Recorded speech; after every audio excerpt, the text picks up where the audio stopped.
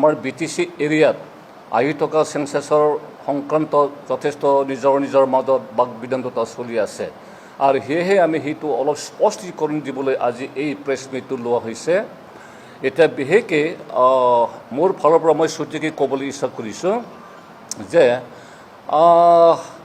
Actually আমাৰ বড়ো ভাই ভনীবিলাকৰ মাজতে তথা বড়ো জাতিৰ ভিতৰতে ধৰ্মক লৈ তেনেকৈ অলপ চৰ্চা চলি আছে। আমি দেখিছোঁ আৰু জানিছোঁ, শুনি আছোঁ যে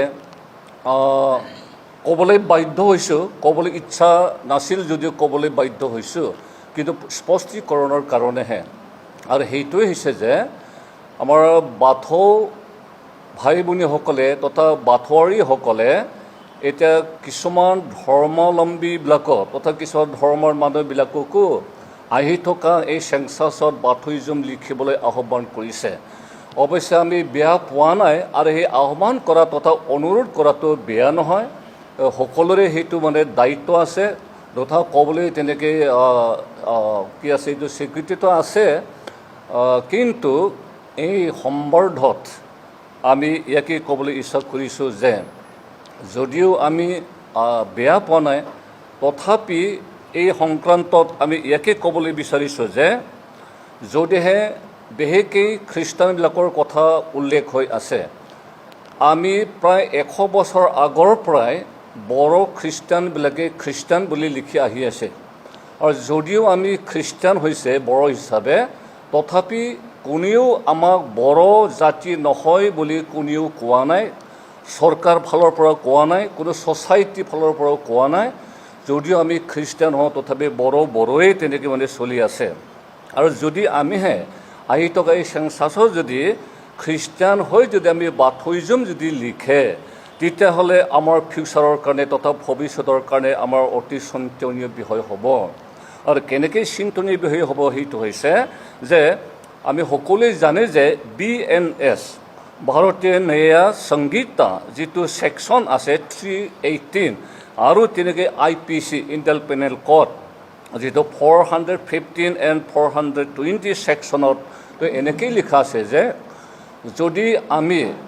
অহৈত কথা কওঁ, অৰ্থাৎ ভাৰতৰ সংবিধান আৰু যিটো BNS আৰু IPC যিটো ছেকশ্যন আছে,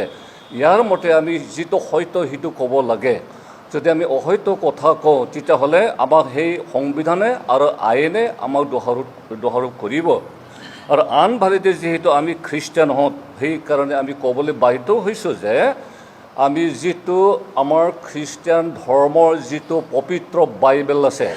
অৰ্থাৎ ঈশ্বৰৰ বাক্যৰে পৰিপূৰ্ণ এই ঈশ্বৰৰ বাক্য তথা পবিত্ৰ বাইবেলতো লিখা আছে যে আমাৰ বাইবেলত আছে মুঠি 10:33 পদৰ এইদৰে লিখা আছে যে যিজনে মানুহৰ আগত মোক অস্বীকাৰ কৰে, স্বৰ্গত থকা মোৰ পিতৃৰ আগত ময়ো তেওঁ অস্বীকাৰ কৰিম। সেয়ে আমি যিহেতু খ্ৰীষ্টান, আমি খ্ৰীষ্টান হৈ যদি আমি বাথৌইজম যদি লিখে, তেতিয়াহ'লে আমি সেইটো ঈশ্বৰকো অস্বীকাৰ কৰা হ'ব। আৰু যদি আমি তেনেকৈ কৰোঁ, তেতিয়াহ'লে যীশু খ্ৰীষ্টই নিজৰ পিতৃ ঈশ্বৰৰ আগতো তেনেকৈ আমাক অস্বীকাৰ কৰিব। সেইকাৰণে আমাৰ পবিত্ৰ বাইবেল ফালৰ পৰাও আৰু সংবিধানৰ ফালৰ পৰাও আৰু IPC ছেকশ্যনৰ ফালৰ পৰাও আৰু BNS যিটো ছেকশ্যন আছে সেই ফালৰ পৰাও আমি দুখী সাব্যস্ত হ'ব। গতিকে আমি অনুৰোধ কৰিছোঁ যে অৱশ্যে তেওঁলোকে যেনেকৈ অনুৰোধ কৰিছে বাথৌইজম লিখিবলৈ, আমাৰ ফালৰ পৰা আমি বিনম্ৰে আমি অনুৰোধ কৰিছোঁ যে আমি তেওঁবিলাকক তেনেকৈ আমাক নক'লে ভাল হ'ব। অৱশ্যে জোৰ জুলুম কৰা নাই, আমি তেওঁলোকক ধন্যবাদ দিছোঁ, বৰখাস্তও কৰা নাই, কিন্তু হাম্বল ৰিকুৱেষ্ট কৰিছে তেওঁলোকে। আমিও আজি হাম্বল ৰিকুৱেষ্ট কৰিছে যাতে আমাক তেনেকৈ নকয় আৰু তেনেকৈ ছ'চিয়েল মিডিয়াত যাতে তেনেকৈ ওলাই নাথাকে। আৰু সঁচাকৈ আমি ক'বলৈ ইচ্ছা কৰিছোঁ যে যিহেতু আমি বছৰ প্ৰায় কিছুমান 100 বছৰ পাৰ হৈ গ'ল, আৰু সেয়েহে আমি যদি বাথৌইজম যদি লিখে, সেইটো আমাৰ কাৰণে অতি দুৰ্ভাগ্যজনক হ'ব। আৰু আমাৰ খ্ৰীষ্টান ভাই ভনীসকলে, যীশু বিশ্বাস কৰা বিশ্বাসীসকলে সেইটো লিখিবলৈ যথেষ্ট অসুবিধা আছে। গতিকে আমি যিহেতু খ্ৰীষ্টান হ'লেও আমি বড়ো খ্ৰীষ্টানবিলাকে কিন্তু আমাৰ যিটো কালচাৰ সংস্কৃতি আৰু সেই সকলোকে আমি বজাই ৰাখিছে আৰু সেই কালচাৰটো আচলতে এইটো আমাৰ জাতিৰ পৰিচয় সেইটো ধৰ্মৰ লগত কথা নাই ধৰ্মটো স্পেচিয়েলি এইটো পাৰ্চনেল স্পিৰিচুৱেল মেটাৰ এটা আধ্যাত্মিক বিষয় সেইটো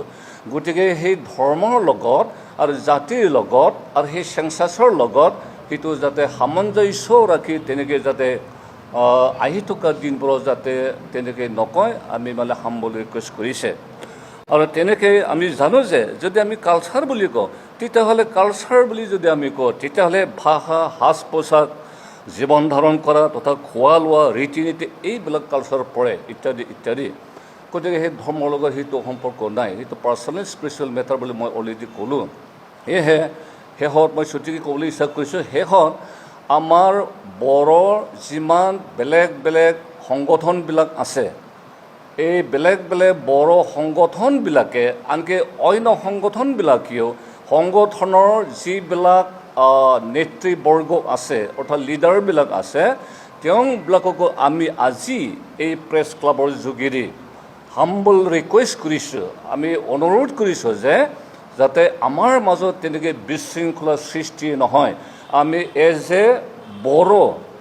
ধৰ্ম যেই নহওক বড়ো হিচাপে আনকি বেলেগ জাতিৰবিলাকৰ লগতো আমি ভালকৈ তেনেকৈ প্ৰেমৰ বান্ধোনত থকাটো আমি ইচ্ছা কৰোঁ আৰু আমাৰ পবিত্ৰ বাইবেল ইয়াকেই কৈছে তোমাৰ ওচৰ চবুৰে নিজৰ নিচিনাকৈ প্ৰেম কৰা আমাৰ যি সকলো ভাই ভনীসকল আছে ধৰ্ম বেলেগ হ'ব পাৰে কিন্তু আমি সকলো জাতিও বেলেগ হ'ব পাৰে কিন্তু আমি সকলোৰ লগতে একেলগে প্ৰেমৰ বান্ধোনত থকাটো উচিত আৰু আমাৰ সমাজত আমাৰ জাতিৰ মাজত তেনেকৈ ভাল প্ৰেমৰ বান্ধোন ৰাখি ভাল শৃংখলাবদ্ধ বজাই ৰখাটো ভাল এতিয়া আমি শুনিবলৈ পাইছোঁ দেখিবলৈ পাইছোঁ আমাৰ মাজত বহুত তেনেকৈ মানে বেমেজালিৰ সৃষ্টি হৈছে ইটোৱে সিটোৱে মানে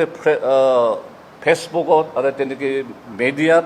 বহুতখিনি মানে যিবিলাক কথা শুনিছোঁ আমি লাজ পাইছোঁ